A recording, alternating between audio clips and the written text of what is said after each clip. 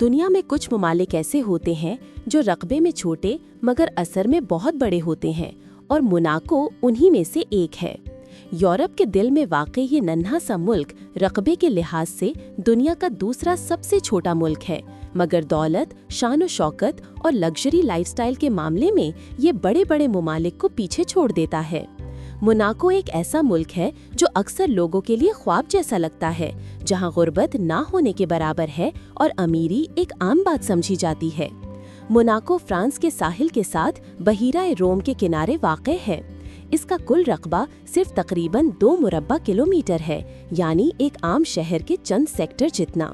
لیکن اس چھوٹے سے علاقے میں دنیا کی سب سے مہنگی پراپرٹی، قیمتی گاڑیاں، لگژری یاٹس اور امیر ترین لوگ بستے ہیں۔ یہاں کی سڑکوں پر چلتے ہوئے عام سی بات ہے کہ آپ کو فیراری، لیمبورگینی یا رولز رائس نظر آ جائے۔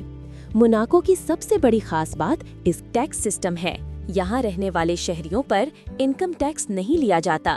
یہی وجہ ہے کہ دنیا بھر کے امیر بزنس مین، کھلاڑی اور سرمایہ کار یہاں رہنا پسند کرتے ہیں۔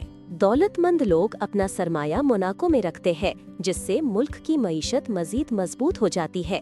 یہ کہا جائے تو غلط نہ ہوگا کہ موناکو کی معیشت دولت کو اپنی طرف کھینچنے کا ایک مقناطیس ہے۔ یہ ملک ایک بادشاہت ہے اور اس پر گریمالڈی خاندان کی حکومت ہے، جو صدیوں سے موناکو پر حکمرانی کر رہا ہے۔ یہاں کا نظام حکومت مستحکم اور مضبوط سمجھا جاتا ہے۔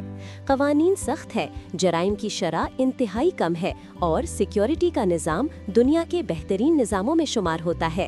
کہا جاتا ہے کہ موناکو میں پولیس اہلکاروں کی تعداد آبادی کے مقابلے میں بہت زیادہ ہے، جس کی وجہ سے لوگ خود کو انتہائی محفوظ محسوس کرتے ہیں۔ موناکو دنیا بھر میں اپنے مشہور کسینو مونٹے کارلو کی وجہ سے بھی جانا جاتا ہے۔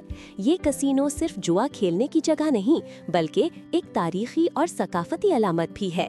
دلچسپ بات یہ ہے کہ موناکو کے اپنے شہریوں کو اس کسینو میں داخل ہونے کی اجازت نہیں، یہ خاص طور پر غیر ملکی سیاحوں کے لیے ہے۔ یہی کسینو موناکو کی عالمی پہچان بنانے میں اہم کردار ادا کرتا ہے۔ فارمولا 1 ریسنگ کے شائقین کے لیے موناکو کسی جنت سے کم نہیں۔ موناکو گرینڈ پری دنیا کی سب سے مشہور اور مشکل ریسوں میں سے ایک سمجھی جاتی ہے۔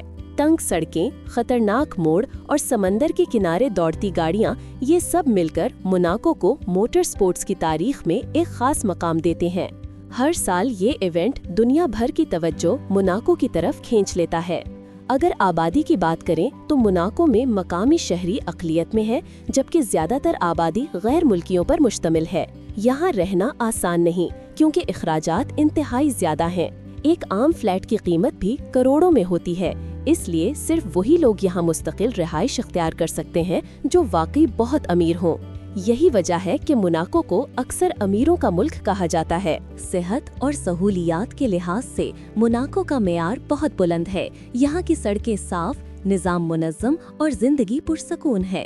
اگرچہ ملک چھوٹا ہے، مگر اس کی منصوبہ بندی اتنی بہترین ہے کہ ہر چیز اپنی جگہ پر نظر آتی ہے۔ موناکو یہ ثابت کرتا ہے کہ ترقی کا تعلق رقبے سے نہیں بلکہ نظم و نسق اور درست فیصلوں سے ہوتا ہے۔ آخر میں یہ کہا جا سکتا ہے کہ موناکو صرف ایک ملک نہیں بلکہ ایک مثال ہے، ایک مثال اس بات کی کہ اگر نظم، قانون، معیشت اور ویژن درست ہو تو چھوٹا سا علاقہ بھی دنیا میں بڑی پہچان بنا سکتا ہے۔ موناکو ہمیں یہ سبق دیتا ہے کہ کامیابی کے لیے سائز نہیں، سوچ بڑی ہونی چاہیے۔